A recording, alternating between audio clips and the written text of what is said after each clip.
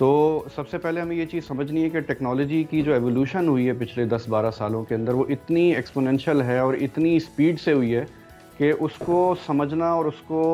Control کرنا پوری دنیا کے لیے ایک بہت بڑا چیلنج بنا ہے۔ سوشل میڈیا کے پلیٹ فارمز خاص طور پہ 2012 میں 10 کے اندر ان کو سمجھا جاتا تھا کہ یہ ڈیموکریسی کے لیے، عرب سپرنگ خاص طور پہ جب آئی ہے تو یہ اس کو امپاور کرنے کے لیے ڈیموکریسی کو، فریڈم آف سپیچ کو یہ استعمال ہو رہے ہیں، لیکن جیسے جیسے ہم نے آگے چل کے دیکھا تو یہ مینیپولیشن کے لیے اور پورے سسٹم کو انڈرمائن کرنے کے لیے استعمال ہو رہے ہیں۔ تو یہ ایک بہت بڑا دنیا کے لیے چیلنج بن کے چیز آئی، اور ہم نے یہ دیکھا کہ دنیا بھر میں لیجسلیشنز ہو رہی ہیں ڈس انفارمیشن کے بارے میں۔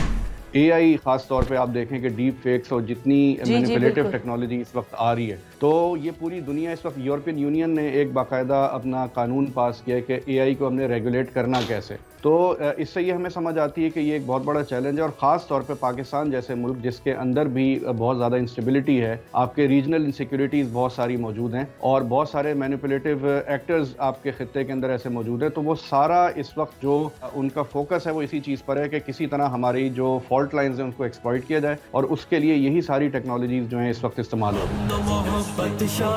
ہیں۔